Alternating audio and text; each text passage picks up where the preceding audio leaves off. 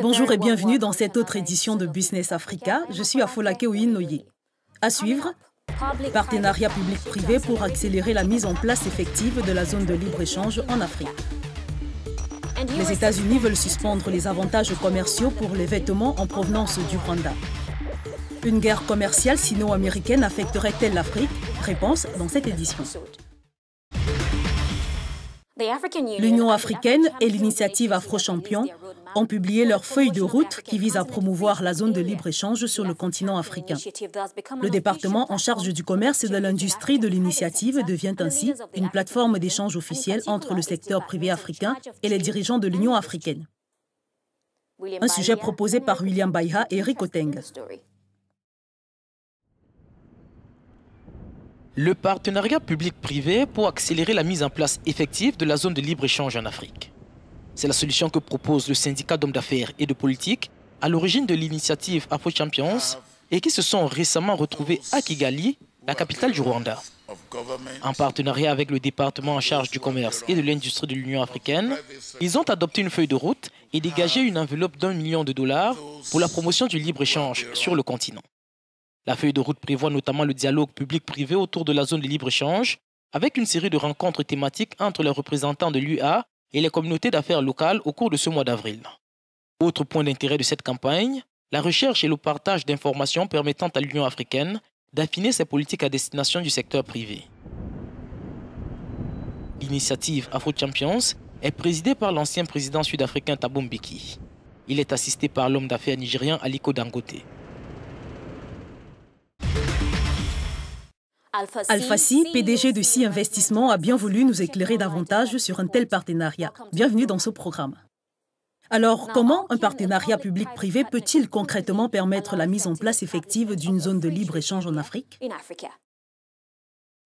Le privé doit bénéficier et bénéficiera de cette zone de libre-échange continentale, mais il faut que ce soit avec un accompagnement des politiques publiques. Nous aiderons à faire la promotion pays par pays dans le cadre de discussions que nous pourrons avoir avec les organisations patronales, avec les syndicats, en leur expliquant quels avantages cette zone de libre-échange va présenter. Donc c'est le secteur privé qui est capable de l'expliquer, qui est capable de le matérialiser. Après, nous avons aussi, dans le cadre de Afro-Champion, un centre de recherche basé à Accra, où nous avons, par exemple, aujourd'hui un index sur les fonds souverains africains que nous présentons et qui explique l'impact que ces fonds souverains peuvent avoir sur un marché africain. Il y a plusieurs initiatives que le privé a décidé de prendre pour accompagner la zone de libre-échange continentale. À cet égard, que peut apporter une institution comme la Banque africaine d'import-export?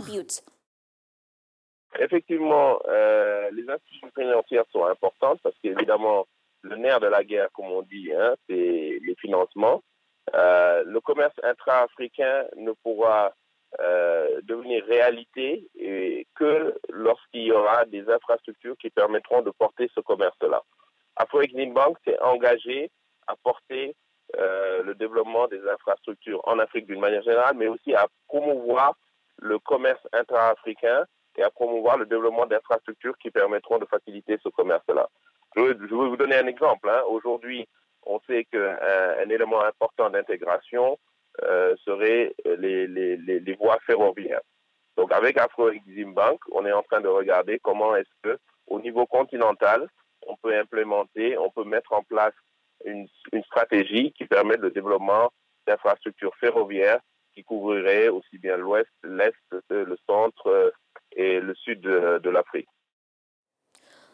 L'initiative Afro-Champion, qui promeut le partenariat public-privé en Afrique, vient de lancer la campagne Africa Passport Now.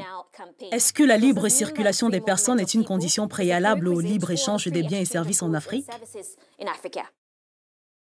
Il est clair que sans la libre circulation des personnes, il n'y aura pas de zone de libre-échange économique. D'accord? Parce qu'aujourd'hui, vous voyez bien que quand on parle de zone de libre-échange, c'est surtout les services qui vont être concernés. Les services, pour pouvoir échanger dans les services, il faut que les personnes puissent aller librement d'un pays à un autre. Donc ça, c'est effectivement un sujet très important. C'est pour la raison pour laquelle nous pensons que le passeport africain doit être mis en place. Ce serait une avancée stratégique pour l'intégration, mais ce serait une avancée stratégique pour faire des affaires.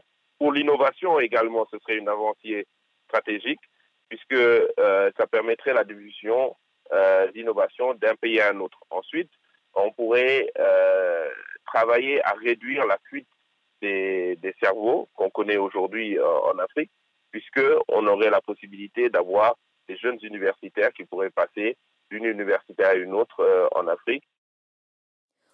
Merci beaucoup pour vos éclairages. Merci. Les États-Unis vont-ils suspendre les avantages commerciaux des importations du textile rwandais? Réponse après la pause.